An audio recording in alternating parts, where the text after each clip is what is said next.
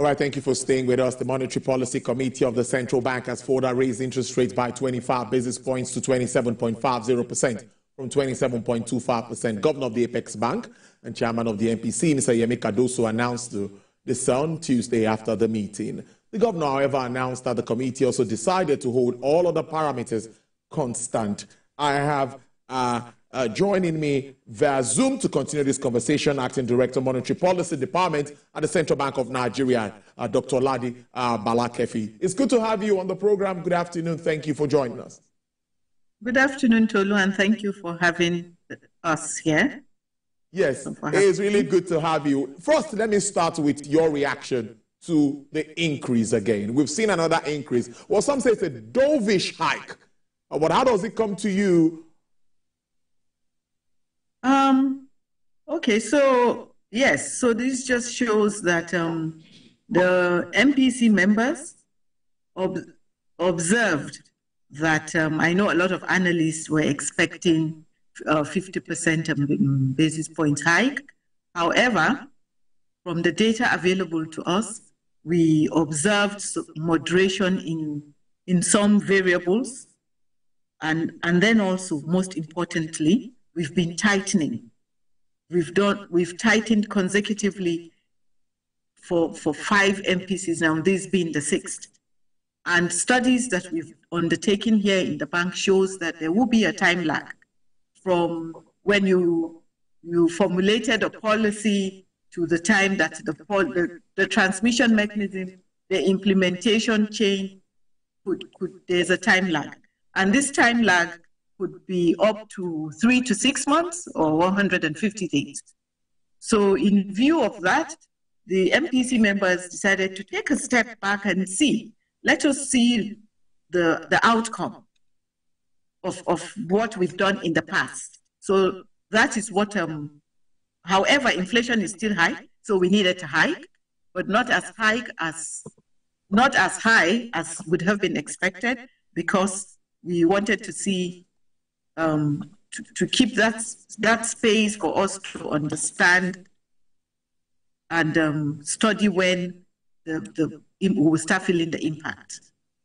There are also global issues and also some other domestic issues that affect the entire larger economy. How is the central bank also taking all of this into consideration? Because I agree that there's been some reductions in some cases. Yes. So yes, you know, Nigeria is not in isolation. It is integrated into the global economy. So whatever happens in the global economy will definitely have an impact on Nigeria. So, for example, we know most central banks have been cutting rates. However, that's the central banks in developed economies. And that is because they hiked rates consistently for several months. For example, the Fed hiked rates for 17 months, ECB hiked for 15 months, Bank of England hiked for 21 months. And this is in the aftermath of COVID. There was a distortion to the global economy. There was supply chain disruptions, you know, so economies were hiking, central banks were hiking until they arrived at a comfortable position. Nigeria is an emerging market, and we had a backlog of issues like the Ways and Means, which was high, up over 30 trillion. So we had inherent problems that the new management inherited, the new Monetary Policy Committee members inherited. So there was a need for us to factor all this with the geopolitical tensions in Ukraine and Russia.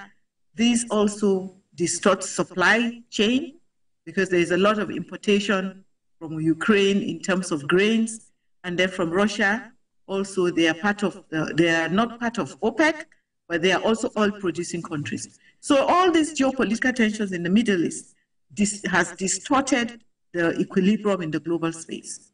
And this will definitely have an impact on Nigeria, and we're mindful of that as well.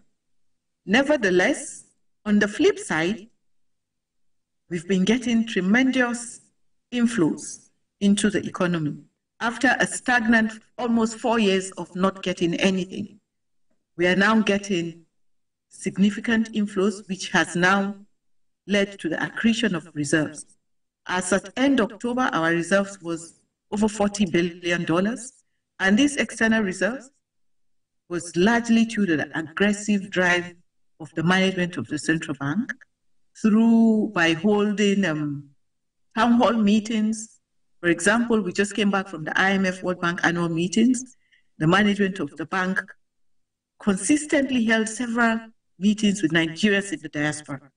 And in that regard, we have gained inflows from diaspora remittances. And when we observed that we would have opportunities in that space, that is a space that was fluid for us to take advantage of, the bank increased licenses for IMTOs so that we will get more inflows, and it has worked.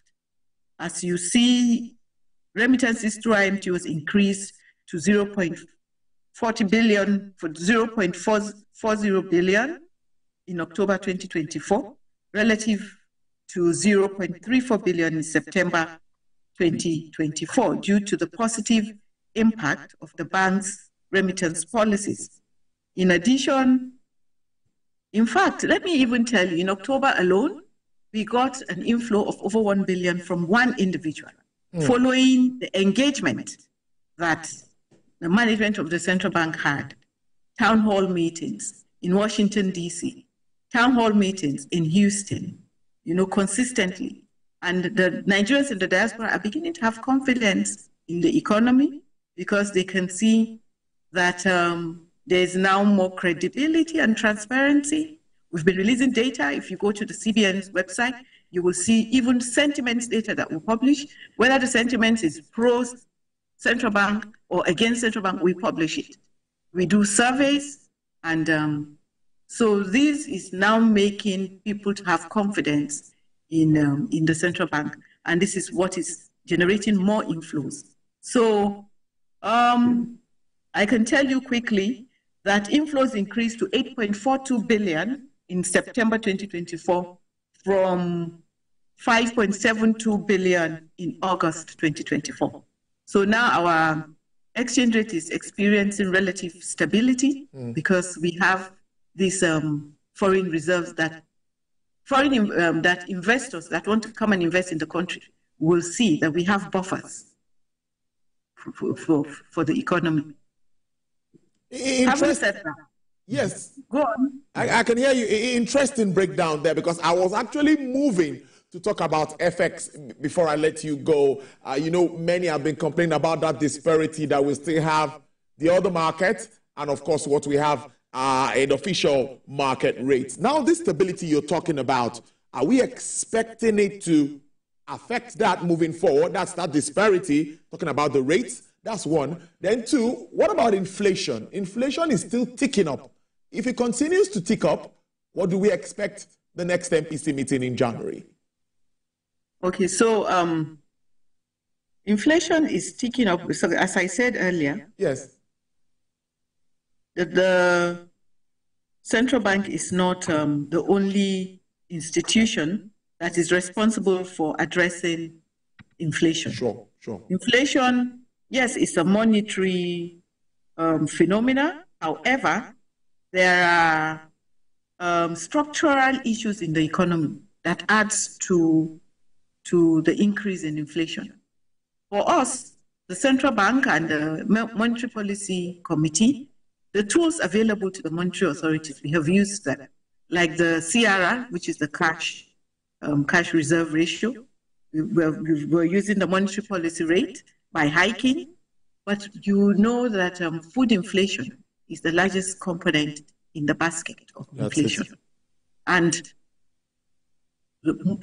in the part of the country that produces food, there's been insecurity. So this insecurity is causing to shortage of production and output.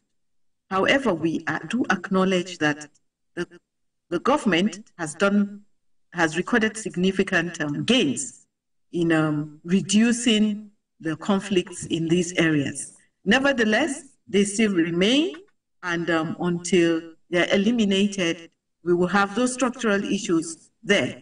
In addition, I heard the previous speaker talking about the increase in PMS price.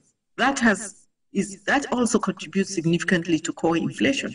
And you know, if it also distorts the transmission mechanism of monetary policy, because the increases have been intermittent.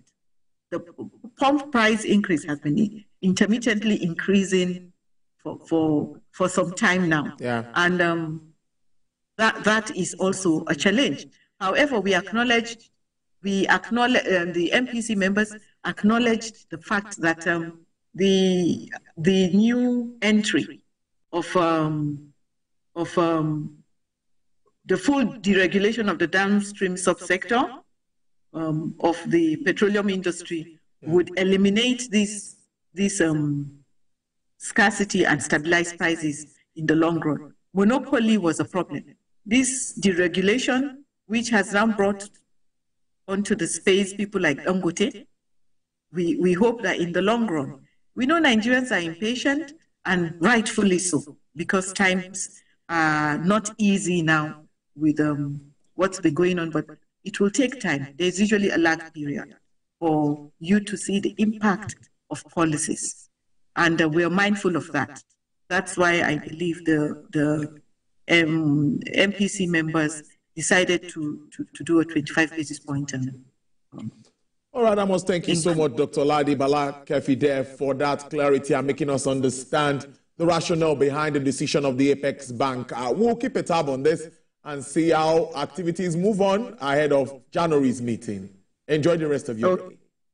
Let me just quickly add, Tolu, Go ahead. That we want to reassure the public. Go ahead. That the MPC members, as well as the management of the central bank, are fully aware of the prevailing situation in the Nigerian economy currently.